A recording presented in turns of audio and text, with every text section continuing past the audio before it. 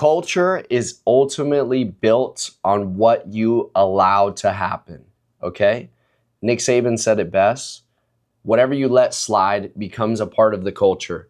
If you let somebody slide on something that you say absolutely can't happen and you let it slide, guess what? You broke your word. They have less faith in you and they're more likely to let it slide the next time. So don't let things slide, okay? There's a correct way to manage people and there's a correct way to hold people accountable, but you cannot let the things slide that are important to you, the business, the corporation, the store, etc. Okay?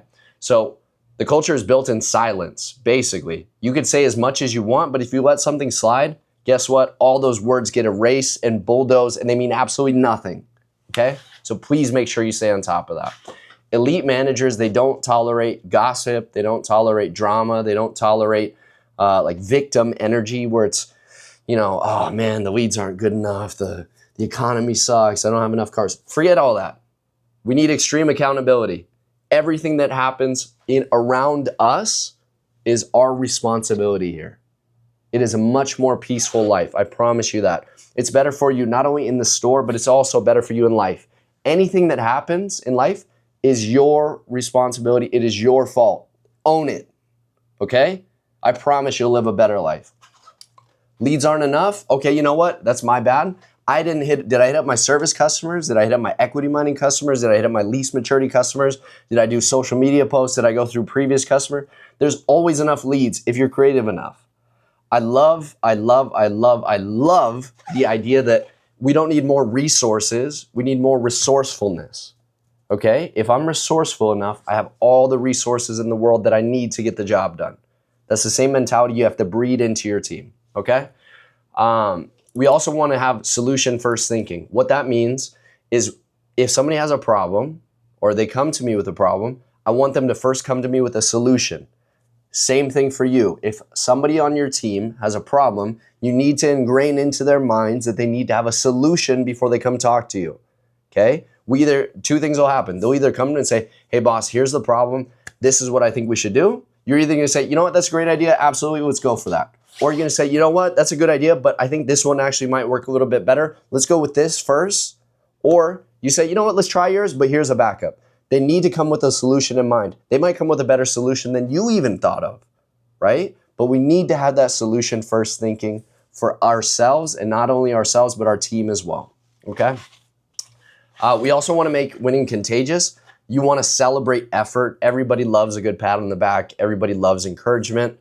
It's just one of those things. It's just, I just got a new dog recently. He loves when I reinforce him on good things. He does some good, I pat him, I give him treats, all that good stuff, okay? Salespeople are not too different from dogs. They love to be rewarded, sometimes simple-minded, but that's our job, to be a herd and a shepherd of them, okay? Celebrate the effort. If somebody puts in a 100-call day, sets 6 appointments, whatever it is, but they sell no cars, you know what, dude?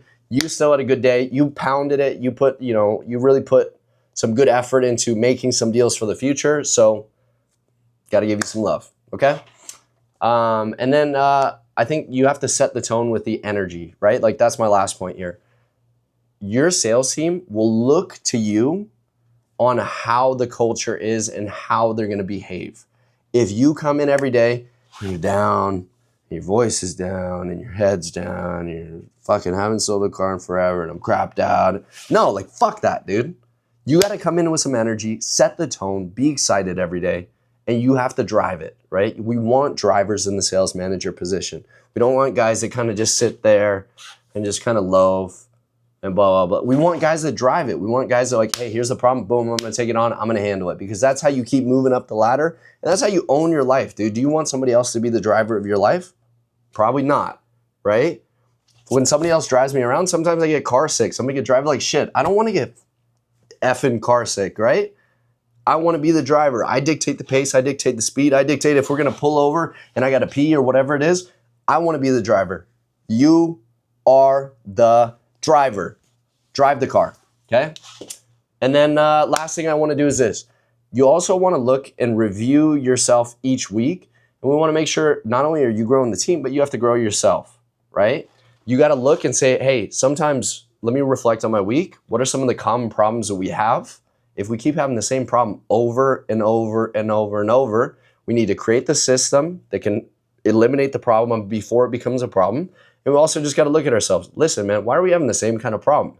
Do I need to coach these guys better to do this? Like, own it. Fix the problem. You don't want to have the same problem every single week. There's already enough problems, okay? Sounds good. Hope you learned something. See you in the next video. Boom.